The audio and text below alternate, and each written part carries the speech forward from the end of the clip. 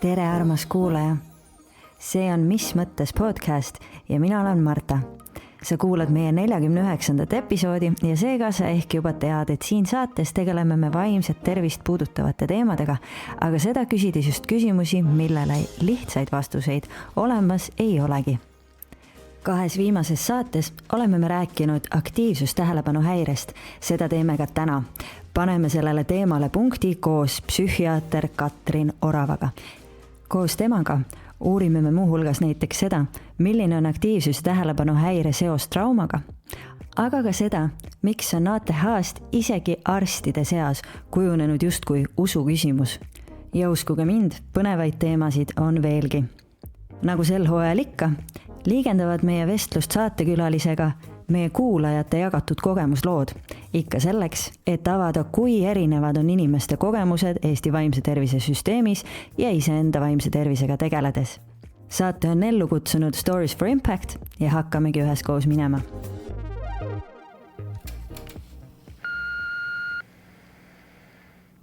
Mina üldse ei arvanud, et mul on ATH, aga esimese vihje sellele tegi üks sõber, kes siis sai nagu täiskasvanu eas diagnoosi.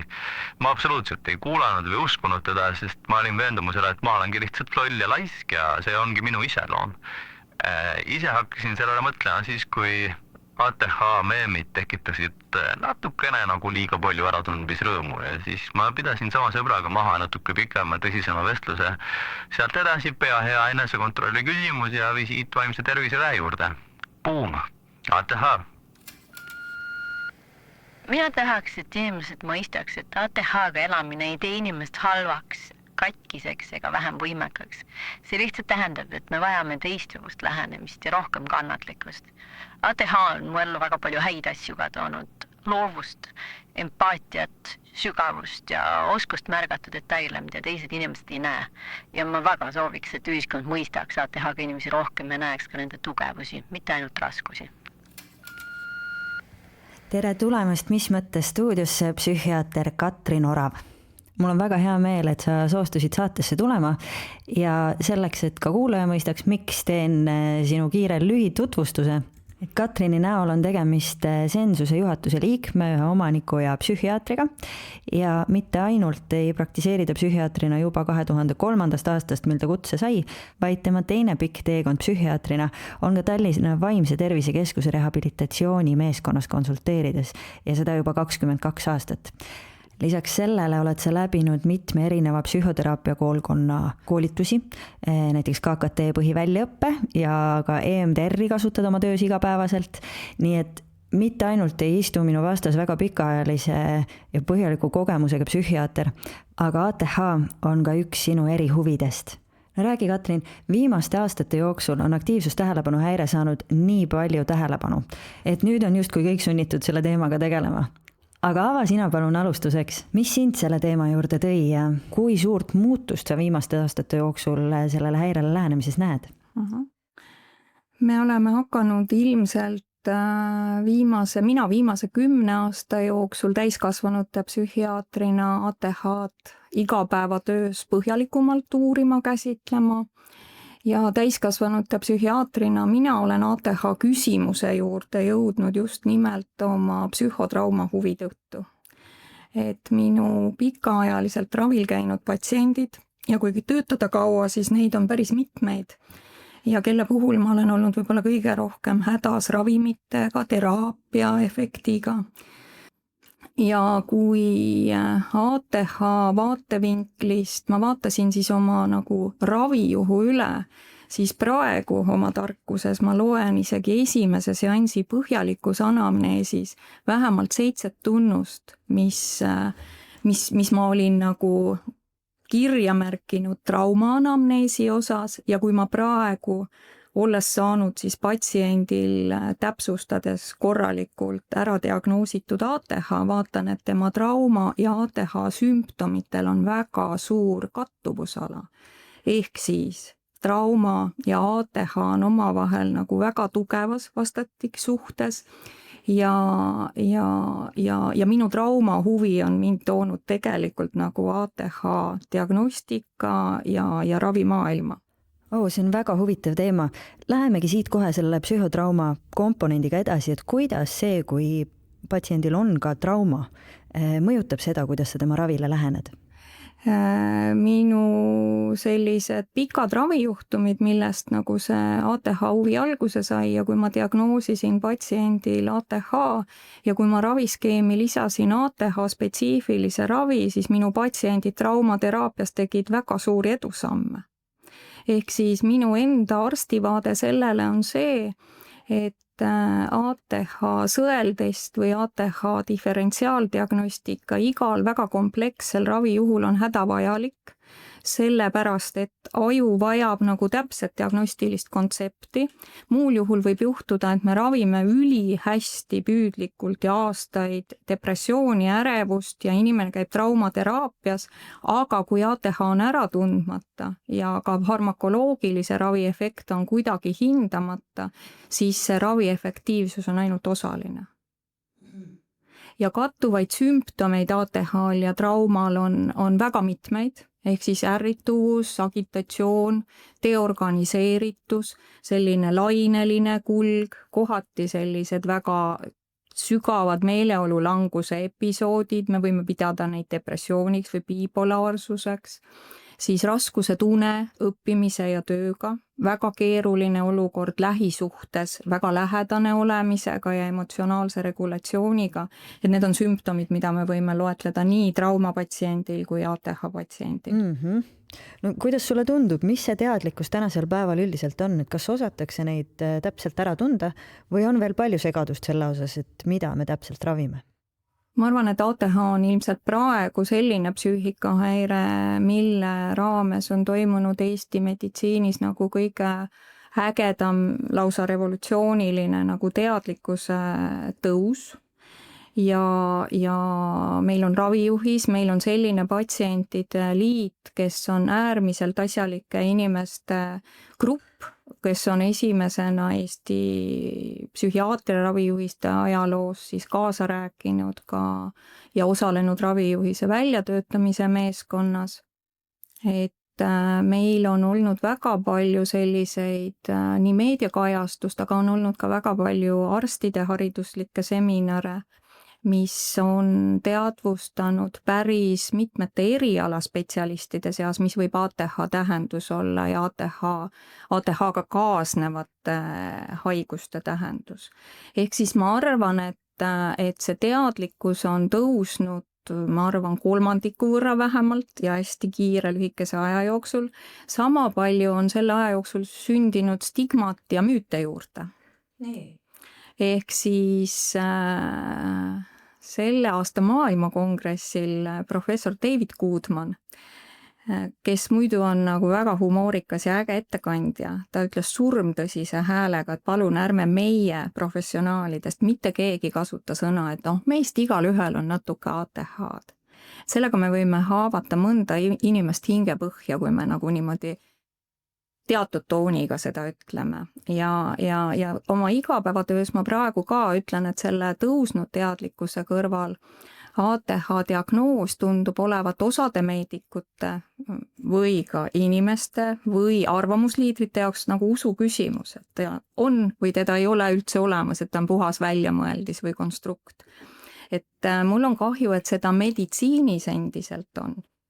Ja meditsiinis usu küsimuse puhul võib tähendada, et inimene võitleb välja eriarstini ja eriarst ütleb, et nalja teed, 2 kõrgharidust, selline elutee, mis ATH siin olla saab.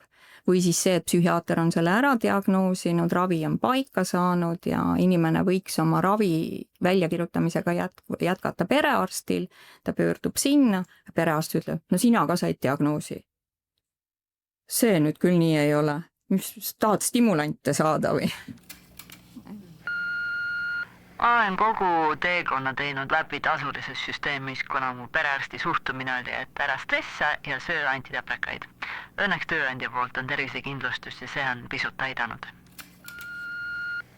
Ma olen kogenud igasugust suhtumist. Pole huvi tuntud ja on mõnitatud, et kas sa tulid rohtu tahtma ja igast asju. Ausalt öeldes mind on küll tervishoiusüsteem rohkem takistanud kui toetanud. Diagnoosini jõudmine oli täiega pikk ja segane protsess. Kord jäi arstide hoiakute taha, kord kadus info üldse kuhugi ära. Mõni spetsialist ei võtnud mind tõsiselt või arvas, et ma liialdan. Ja samas mu praegune terapeut ja mõned arstid on olnud väga suureks toeks. Neilt ma olen saanud kinnitust, et minu raskused on päris ja et ma väärin abi. No vot, ka meie kuulajate lood kinnitavad, et selliseid kogemusi nad tõesti tervishoiusüsteemis saavad ja kohtavad. Aga Katrin, mis sa ütled psühhiaatrina, miks see nii on, et miks just ATH või miks just üks psühhiaatriline diagnoos peaks olema spetsialistide endi ehk arstide hulgas selline usu küsimus, et arstid ise ei suuda uskuda, et see on justkui päris asi. See on päris mure, päris häire, päris seisund. Miks arstil on võib-olla teooriast keerulisem praktikas hakata ATH diagnostika ja raviga tegelema, ka psühhiaatril, on tegelikult uue paradigma vastuvõtmine, et meist mitte keegi ei ole ülikooli ajal saanud haridust täiskasvanute ATH-st, kui me oleme täiskasvanute psühhiaatrid. Sest see varasem stigma on olnud, et ATH on lapseea häire, mis läheb üle. Et kui numbritest rääkida, siis 3% juhtudest võibki olla ATH osas selline väga positiivne prognoos, eeskätt kui intellektuaalne võimekus on kõrge, pere on toetav, on olnud sellised hobid, mis treenivad aju ja keha ja nii edasi. Aga 2/3 juhtudest jääb meil tegelikult meditsiini tiirlema ja mitte kõik nad ei jõua ka psühhiaatrile. Aga isegi täiskasvanute psühhiaatrias näiteks võtta üks väga keerulise elukäiguga ja sõltuvusainete tarvitamisega patsient, diagnoosida temal ATH ära ja kindlustada siis selline nagu ravikeskkond või raviplaani toetus, et talle välja kirjutada nagu esimese valiku ravimina stimulant, kusjuures tal on võib-olla olnud ära proovitud kõik sõltuvust tekitavad ained ja ta on olnud ka üledoosidega haiglas, et see nõuab ka arstilt juba algusperioodis nagu väga tugevat tiimitööd, know-how'd, kuidas seda planeerida ja mina oma ravipraktikas ka algusaastatel ei alustanud alati stimulandist ravi. Mul on praegu hoopis teine käsitlus, kui ma olen täiesti kindlalt diagnoosinud ATH, siis ma hindan teiste psüühikahäirete raskusastet ja ma pigem alustan ATH ravist. Varem olen teistpidi olnud, ma olen kaua ravinud enne depressiooni, siis diagnoosinud ATH ja alustanud ATH ravi. Ja miks ma olen nüüd julgem, et kui arst saab esimesed nagu ravijuhud sellest, kui oluline võib inimese elus olla siis ATH ravi efekt või kombineeritud raviefekt versus siis toetav teraapia antidepressantidega või ainult psühhoteraapia, et alles siis tekib see kliiniline kindlus ja tegelikult iga patsiendi raviga suureneb ilmselt ka oskus ära tunda ja eristada neid kattuvusala sümptome. Ja võibki olla niimoodi, et tõepoolest reaalselt on olemas 2 psüühikahäiret, aga võib olla nii, et kuna ATH on neurobioloogiline arenguhäire, on kaasasündinud väga tugeva geneetilise riskiga ja ta on tihtipeale esimene psüühikahäire, millele on võib-olla lisandunud traumad ja mille kõrval võib olla teine neurobioloogilise arenguga seotud siis näiteks autismispektri häire, siis tihti täiskasvanu jaoks need depressiooni episoodid või ärevushäired või sõltuvushäired või OCD, et väga oluline on otsustada, kas need on iseseisvad häired või nad on tegelikult kujunenud selle tõttu, et on pikalt diagnoosimata ATH see esimene häire. Märkamata jäänud ATH tingis depressiooni ja läbipõlemisi ja seda psühhiaater ravis vahelduva eduga 10 aastat enne, kui ta taipas, et mul on ATH, ehk siis tegelesime väga pikalt muudkui tagajärgedega ja mitte juurpõhjusega. Aga mind on väga ikkagi tervishoiusüsteem toetanud, kuigi ka siis läks aega, sest ma olen super hea maskija. päris tugevat ärevust mul ei ole kunagi olnud, aga nüüd nagu ravimitega aeg-ajalt tekib just seltskonnas. Autismispektri jooned olen avastanud ATH ravimi mõju all. Et justkui ATH maskib autismi ära ja kui ravim võtab ATH ära, siis nagu autism tuleb esile. Mul depressioon käib tõusude ja mõõnadega. Autismispekter on tugevalt sees, aga teistele ei näita seda nagu välja nii-öelda maskin, mis tekitab ausalt öeldes depressiooni rohkem. No sa mainisid autismispektri häiret. Kui palju seda koos aktiivsustähelepanu häirega esineb? Mina olen vaadanud uuringuid, kust nagu kõige enam, nad varieeruvad, eks ole, kohati seinast seina, aga see määr on nagu enam-vähem küll mitmete uuringute puhul selline, et autismihäire korral on siis kaasuv ATH keskmiselt nagu 2/3 võimalik või vähemalt tuleb kindlasti ära hinnata, sest avaldumise vorm võib olla täiesti erineva sümptomaatikaga. Ja ATH diagnoosi saanud inimestest keskmiselt 1/3 võib öelda nagu kõikide nende erinevate protsentide peale kokku. Ja me ei saa siin jätta nagu mainimata seda, et me tegelikult oleme siiani kogu aeg kategoriaalses klassifikatsioonis, aga nii ATH kui autism on tegelikult nagu spektrumi mõiste ja dimensionaalne mõiste. Ehk siis häirest dimensionaalses käsitluses saab rääkida siis, kui sümptomeid on teatud hulk ja nende mõju on märgatav päris mitmes olulises eluvaldkonnas. Ja vot selle hindamisel me oleme ka nagu praegu võib-olla veel natukene sellisel arenguteel, et läheneda dimensionaalselt või rääkida ka siis sümptomitest või rääkida ka siis joontest. Et praktikuna võiks mõelda nii, et ATH diagnoosi korral alusta ravi, tee võimalikult efektiivne raviplaan ja tööta patsiendiga ja kui ravi toimib inimese ja arsti hinnangul väga hästi, siis uuri üle see, mis kahtlus võib-olla oli varasemalt nende autistlike joonte või sümptomite osas, kuna dimensionaalselt mõnikord selline üleküllastumus, sensoorne tundlikkus ja suhtlemisega seotud probleemid, et me ei oska alguses enne ravi hinnata, kuhu klastrisse nad rohkem kuuluvad. Ehk siis eriti naiste puhul, kes on intellektuaalselt võimekad, kes on sotsiaalselt õppivad ja maskeerivad, kõige õigem on autismispektri sümptomeid hinnata siis, kui ATH ravi on hästi paigas. Ja siis võib-olla proovida eristada seda, mis võib olla primaarselt autismispektri all ärevusest või meeleoluhäirest või teha ka isiksuse test.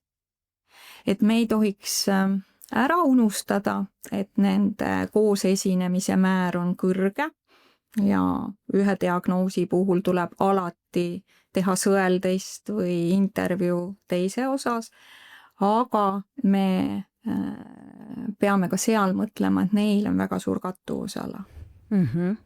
No ma palun sul lahti seletada selle mõiste, et dimensionaalne lähenemine psüühikahäiretele, et mida see dimensionaalne lähenemine esiteks tähendab ja teiseks, miks see oluline on? Dimensionaalne lähenemine on tegelikkuses kliinilises käsitluses, ma arvan, et psühhiaatritele kindlasti omane, sellepärast, et meil on väga palju erinevate diagnooside ja psüühikahäirete puhul sümptomaatiline kattuvusala ja teine aspekt on see, et meil on enamuse psüühikahäirete mõõtmisel, diagnoosimisel kasutatavad sellised kaudsed meetodid, et meil ei ole ühtegi sellist nagu orgaanilise või bioloogilise patoloogia lülile viitavat uuringut. Et meil on tegu psüühikahäirete puhul funktsioneerimise häiretega, et mille puhul on oluline siis kaaluda sümptomite kuuluvus ja nende kliiniline või eluline tähendus. Ja seetõttu me oleme selles ja inimene areneb. ja nii arenevad ka nagu tegelikult nii temaga kaasas käiva võib-olla isiksuse reageerimise viiside mustrid ja psüühikahäired on tihti kroonilise kuluga, aga erinevates arenguperioodides võivad nad raviga või ravita erinevalt väljenduda. Ehk siis seda dimensionaalset käsitlust on intervjuus ja psüühikahäirete määratlemisel absoluutselt oluline silmas pidada. No väga palju rõhutatakse just ATH-st rääkides seda, et selle diagnoosimine on keeruline, sest ei ole olemas mingit üht konkreetset testi. Aga mida sinu praktika psühhiaatrina tegelikult ütleb, et kas ATH diagnoosimine on siis kuidagi keerulisem kui mõne teise psüühikahäire oma või tegelikult, nagu sa just mainisid, siis ei ole ju üht testi ühegi asja jaoks, et psüühikahäiret ju vereprooviga mõõta ei saa.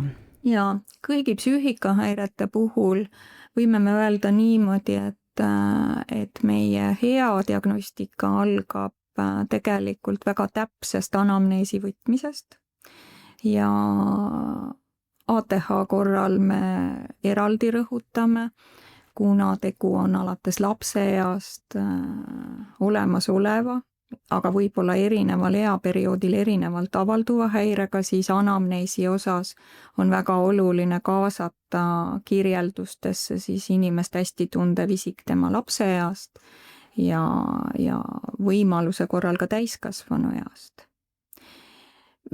Mis ei ole üldse paha viis teiste psüühikahäirete hindamisel. Ja kui anamneesis olla täpne, korrektne, kasutada sellist üsna struktureeritud intervjuud, mis siiski võimaldab ka selliseid nagu teatud aspektide põhjalikumat uurimist, siis psüühikahäirete, sealhulgas ATH diagnoosimine enamasti ei ole nagu väga suur väljakutse. Väljakutse on see, et meil ongi vaja spetsialisti, kes oskab nagu ühe sümptomi erinevat võimalikku tähendust lahti mõtestada koos patsiendiga. Miks on see keeruline, see võtab aega, aga kõige kannatamatumad patsiendid on ATH inimesed ja nemad tahaksid nagu kohe, sest nad ise juba ju teavad. Aga see, et inimene ennast ära tunneb teatud nagu tunneli kaudu, et ma arvan, et ma olen see ei tähenda spetsialisti juures veel nagu seda absoluutset tõde, et meie tegelikult peame diagnostikas hindama ja kaaluma läbi kõikvõimalikud klastrid ja rubriigid, kui inimene kaebustega pöördub. Mis tähendabki seda, et psühhiaatriline anamnees tähendab väga põhjalikke ja rahulikult kestvaid visiite ja päris mitut visiiti ja see kliiniline intervjuu siis koos anamneesiga ning tegelikult soovitatavalt ka struktureeritud intervjuu, hindamaks siis nii käesolevat perioodi võib-olla poole aasta lõikes ja perioodi enne 12. eluaastat, et praegu Eesti ravijuhise kohaselt on olnud nagu soovitus kasutada TIVA intervjuud ja pean siin rõõmuga ütlema, et TIVA 5 intervjuu, kõige ametlikum versioon TIVA Foundationis on nagu viimaste paranduste järgus. Et loodan, et see hõlbustab siis seda niisugust nagu ühtlasemat diagnoosimise kultuuri ja mis on spetsialistide jaoks ilmselt ka väljakutse, et kindlasti see intervjuu tähendabki intervjuud, mitte seda, et inimene online selle laadib ja tuleb vastustega kohale ja ütleb, et mul on ATH, palun kinnitage ära ja määrake ravi, et no see on ka praktikas ette tulnud juhtum, et no ma ei tea. Keeruline võib-olla on see aspekt ATH diagnostikas, et erinevatel perioodidel ja erinevates asutustes rõhutatakse ka objektiivse hindamise vajadust, aga väga paljud uuringud näitavad, et ATH väga erineva kliinilise väljenduse tõttu ühtegi sellist üheselt objektiivset infot andvat testi ei ole. Et me kasutame vajadusel, kui on vaja eristada näiteks muid arenguhäireid ATH-st, siis võib teha erinevad peatükid või kogu neurokognitiivse hindamise patarei, kas Viski või Wise'ina.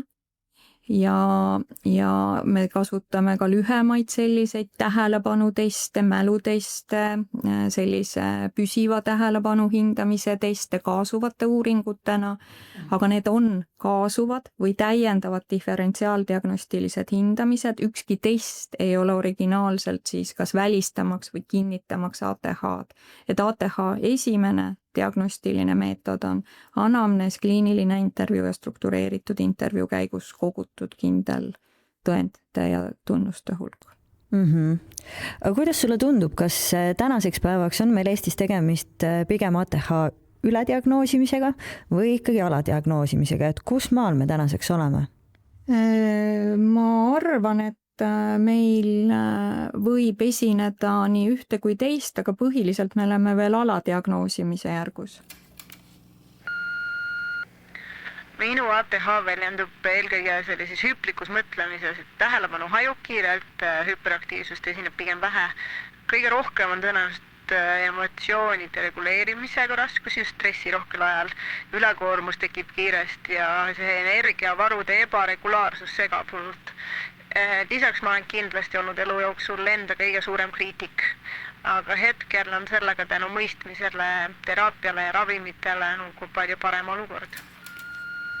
Diagnoosimisega jätkates viin küsimuse lapsepõlve juurde, sest ka meie eelmistes vestlustes kliiniline psühholoog Inga Greenbergiga ja Kersteniga ATH Liidust arutasime me seda, et väga paljudel lapsevanematel jätkuvalt on teatav hirm selle ees, et juba lapseeas oma järeltulijale siis ATH diagnoosi panna või saada, et see hirm sellise sildistamise ja tegelikult ka nende ravimite ees tundub olevat jätkuvalt suur.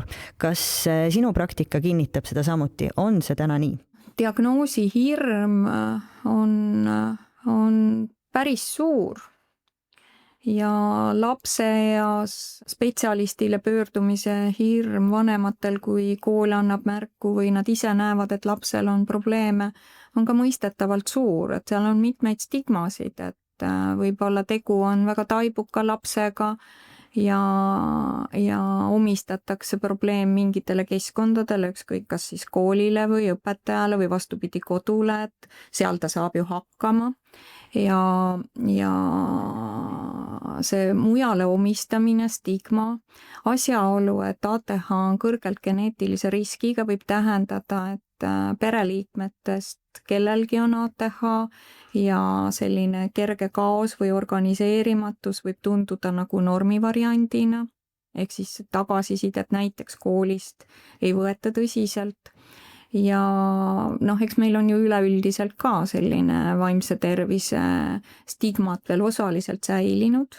Võin muidugi rõõmuga öelda, et noorem põlvkond on üsna stigmavaba ja pigem nagu orienteeritud varasele diagnostikale ja juhtudel, kui vanemad on oma ATH diagnoosi osas edukalt nagu ravilahendused leidnud, siis nende teadvustamise pool sel juhul on oluliselt parem.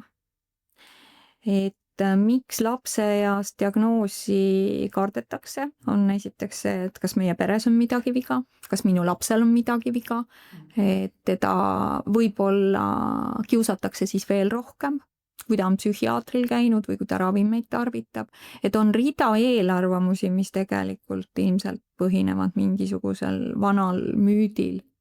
Ja veel rohkem sellist asjalikku adekvaatset selgitustööd nõuab siis nagu raviplaani tutvustamine, et koolieast alates on käitumuslikud sekkumused ja stimulantravi soovitus ja lapsevanem peab aru saama, et mida tähendab siis see stimulantravi et esimene müüt, mis on, ma arvan, ikkagi inimeste peas, on sõltuvuse hirm. Uuringud näitavad vastupidist ja uuringud näitavad, et mida varem ravi alustada, seda kasulikum see efektiivne ravi võib lapsele olla ja kui palju see tegelikult siis sõltuvusriski vähendab. Pluss veel muud riskikäitumised, et impulsiivsed käitumised, liiklusõnnetused, kõik sellised võimalikud kaugtagajärjed varase raviga on võimalik ennetada ja vähendada seda riski. No lähme siin palun korra veel sügavamale, sest tõepoolest on tunnetuslikult täiesti mõistetav, et miks üks lapsevanem võiks hoiduda oma lapsele väga noorelt sellist ravi peale panemast ja pigem loota, et no äkki ta kasvab välja. Ja ometi, nagu sa enne märkisid, siis see jaotus on ikkagi selline, et ainult 1/3 puhul need ATH sümptomid kaovad koos küpsemisega ja 2/3 puhul need siiski jäävad või süvenevad ka täiskasvanu ikka jõudes. Ja noh, ma ise spekuleeriks, et selle 1/3 puhul on ka tegemist mingi teadliku pingutusega või siis väga toetava kasvukeskkonnaga, mitte et see ATH läheb lapselt täiesti iseenesest üle, aga mida ma tahan küsida on see, et ehkki tõesti võib ju loota, et minu laps on see 1/3, ma ei anna talle ravimeid, ehk kasvab välja, siis on ikkagi oluliselt suurem tõenäosus, et ta on selle 2/3 hulgas. Ja sel puhul, millise eelise annab see, kui alustada ravimiravi varakult, sel ajal, kui aju on alles arenemisjärgus ja niivõrd plastiline? Jaa, et selles mõttes, et uuringud näitavad, et ka aju funktsionaalse diagnostika osas enne 9. eluaastat alustatud raviga positiivne efekt võib tähendada siis noorukieas ja nooremas täiskasvanu eas aju funktsionaalsuse mõttes täiesti tavapärast sellist neurofunktsionaalset ühenduvust.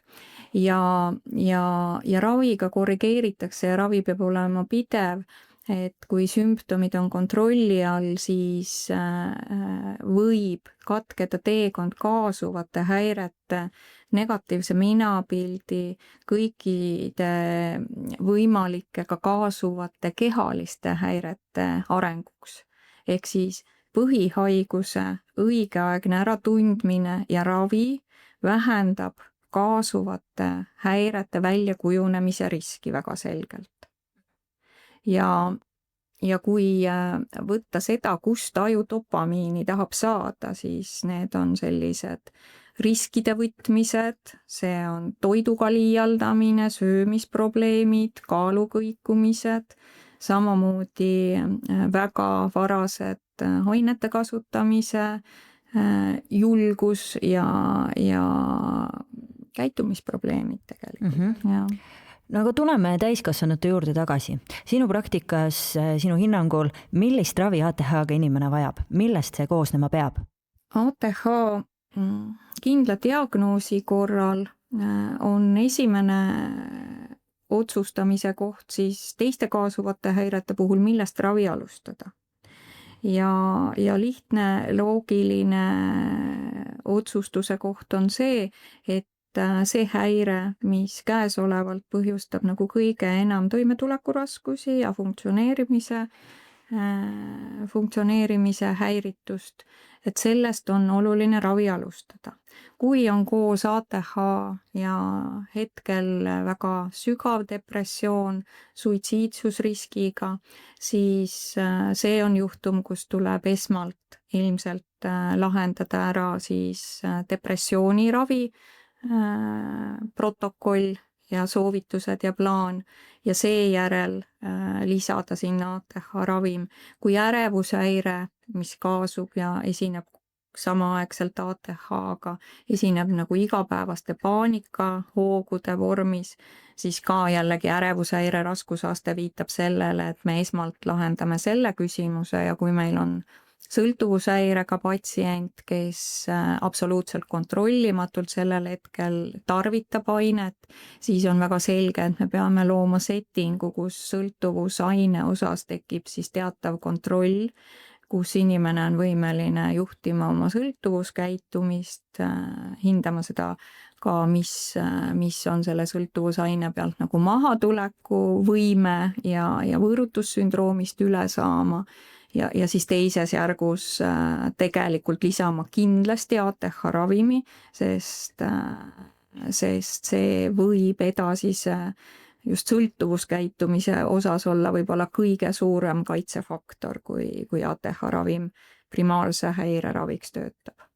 Aga kui teised häired oma raskusastmelt ei eelda seda, et neid tuleb enne ravida, siis ATH on see häire, mida ka täiskasvanu eas võib iga kord alustada nagu esmalt ta raviplaani koostamist ja ATH ravimitest on meil siis stimulantide ja mittestimulantide grupp ja juhtiv tõenduspõhisus on siis stimulantide grupi osas täiskasvanutel, kas siis metüülfenidaat toimeainena või listeksamfetamiin toimeainega ja tegelikult võib öelda, et siis üldiselt see stimulantide grupi efektiivsusmäär on 70–80% ehk siis väga suur osa patsientidest saab ravimist väga hea raviefekti ja stimulantravi muidugi tähendab seda, et see raviefekt püsib ravi jätkamise ja regulaarse ja plaanipärase kasutamisega, et see ravikuuri pikkus või kestus töötatakse siis välja igal konkreetsel juhul. Et sellist loogikat, nagu meil psühhiaatrias on depressiooni ravimisel, et kui me ravime 1–2–5 aastat, et siis me saame ravi ära jätta, et sellist loogikat vähemalt käesolevalt olemasolevate ravimite puhul ei ole. Et ravim toimib, on efektiivne, aga ta eeldab siis teatud kindlat kasutamist. Ja siit tuleb ka kohe see, et see raviprogramm eeldab ka teisi, mitte medikamentoosseid sekkumisi, ehk siis psühhoteraapiat, oskuste õpet ja käsikäes või kompleksse raviplaani raames võib ka teatud pikema aja peale ravimite osakaal muutuda. Kui inimene ravimi perioodil on saanud korda oma režiimi, ta on õppinud uusi oskusi juurde, tal on oskus märgata kriise, neid ära hoida ja tema eneseregulatsioon on paranenud, siis on rida selliseid ravijuhtumeid, kus me võib-olla 2 aasta pärast natuke muudame ravimi doose või võtmise skeemi. Aus vastus sellele, mis mind kõige rohkem toetab ATH-ga toimetulekul, on Concerta. Okei, see kõlab ülinõmenalt, aga ikkagi ravim on väga toetav. Vabandust, nii on. Pole deprekat, pole läbipõlemist. Ma arvan, kui mul ei oleks lapsi, siis ma saaksin tõenäoliselt ilma ravimiteta hakkama. Minu jaoks on ülioluline see, et infot on üha rohkem. Ja nüüd ma tean, et ma ei olegi segane ega hull. Minu kõige suurem tugi on mõistmine, rutiin ja lähedased. Mu abikaasa, lapsed ja terapeudid teavad, kuidas mu aju toimib ja nad ei süüdista mind asjades, mis ongi mulle rasked. Ja lisaks sellele liikumine, muusika, loovtegevus ja hästi struktureeritud päev. Minu jaoks on ülitähtis olnud teraapia. Peegeldused terapeudi ja arstiga, neutraalsus ja ratsionaalsus, kus minu eripärad tehakse minu jaoks nagu nähtavaks, kuid normaliseeritakse. Et see pole nagu mingi tabu või midagi ei ole minuga valesti, vaid mina lihtsalt funktsioneerin teisiti kui teised. Endal on selle leppimisega ehk raskemgi, aga ajapikku õpin ka ise olema enda suhtes leebem, mõistma ennast, andma endale ka rohkem aega taastumiseks.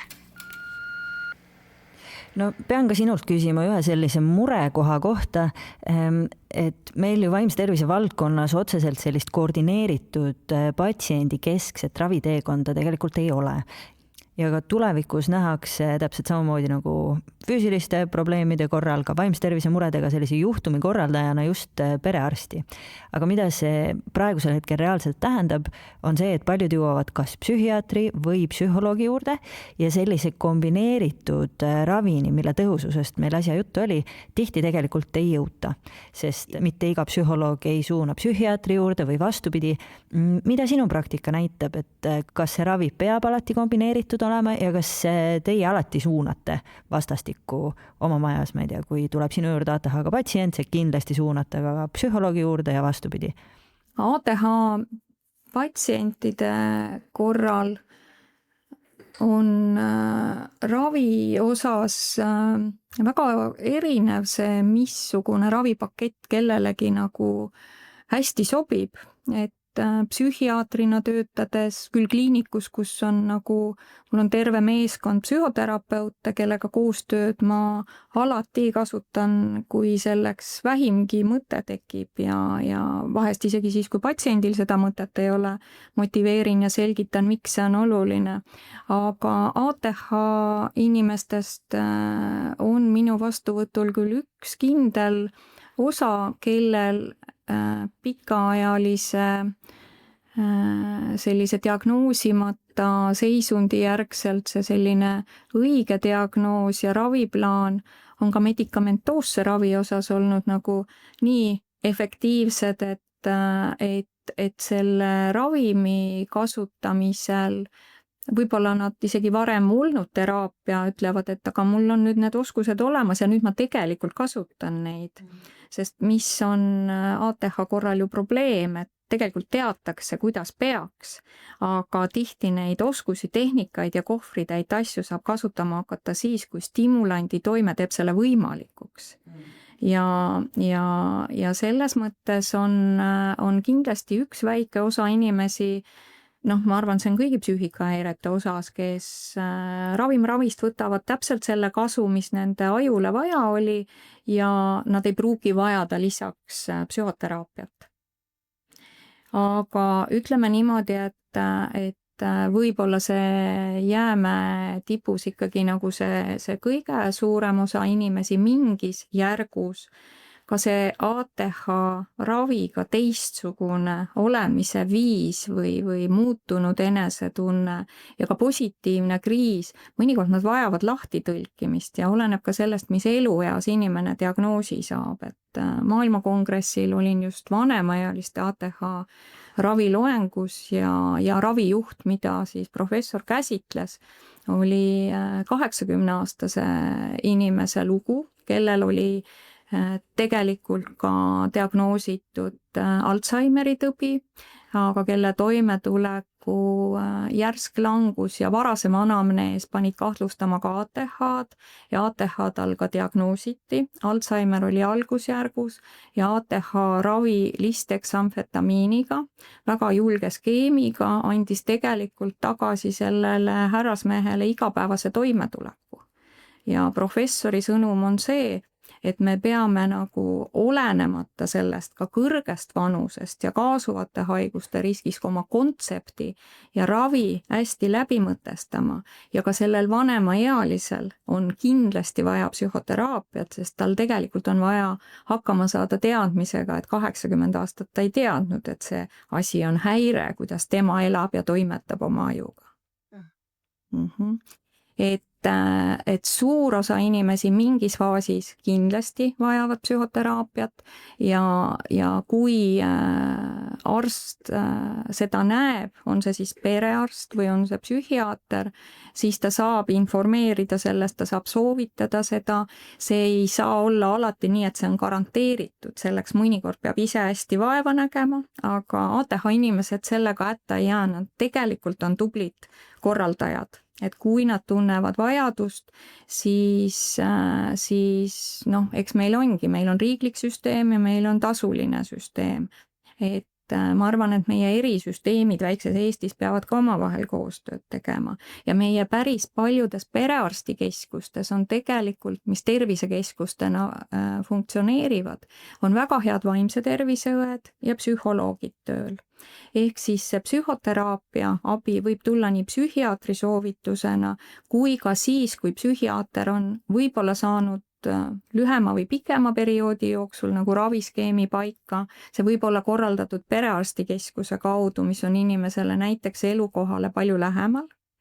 Ja lisaks on meil täiesti siis tekkinud ka alates koroona ajast päris mitmed platvormid, kus psühholoogide info on koondatud, kus on väga selge ka nende taust.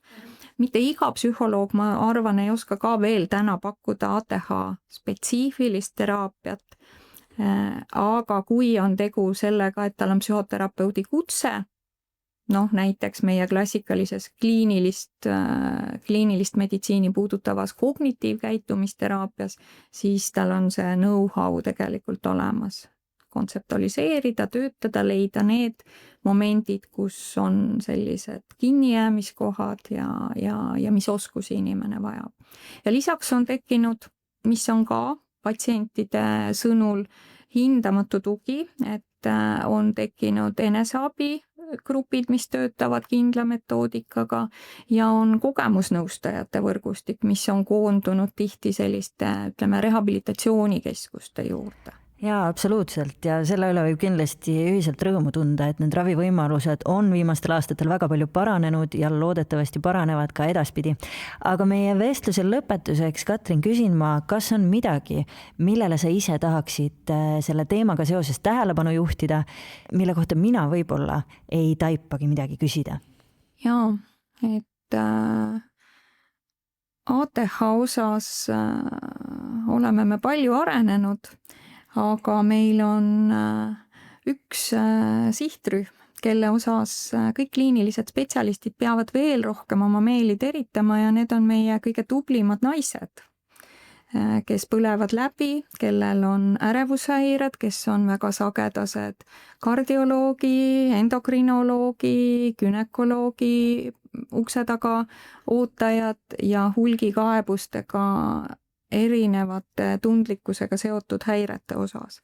Et meie sensuses oleme praegu võtnud ilmselt selliseks uueks uurimissuunaks just nimelt nagu hästi toime tulevate naiste aktiivsus, tähelepanu häire ja autismispektri tunnuste äratundmise ja sellega seotud siis nii töövahendid kui praktilised soovitused teha endale selgeks ja mõnel seminaril ja koolitusel siis harida ka teisi, mis me ise õpime. No mul on ülihea meel, et sellise teemaga nii süvitsi tegelete. Soovin selles tähtsas töös palju jõudu. Suur tänu sulle, Katrin, et sa täna saatesse tulid ja aitasid meil aktiivsus tähelepanu häire teemale väärikalt joone alla tõmmata. Ja teiseks tahan mõelda suure aitähi ka sulle, hea kuulaja, et veetsid meiega koos Mis mõttes podcasti 49. episoodi. Minu saatekülaliseks oli psühhiaater Katrin Orav. Ja kui tänane vestlus sind kõnetas, soovitan kindlasti kuulata ka eelmist 2 episoodi, kus rääkisime samal teemal, aga teiste kõnelejatega. Mina olen saatejuht Marta Pulk ja Mis mõttes taskuhäälingu on ellu kutsunud Stories for Impact. Soovin sulle meie saate poolt kõike head ja loodan, et kohtume õige pea mõnes järgmises episoodis.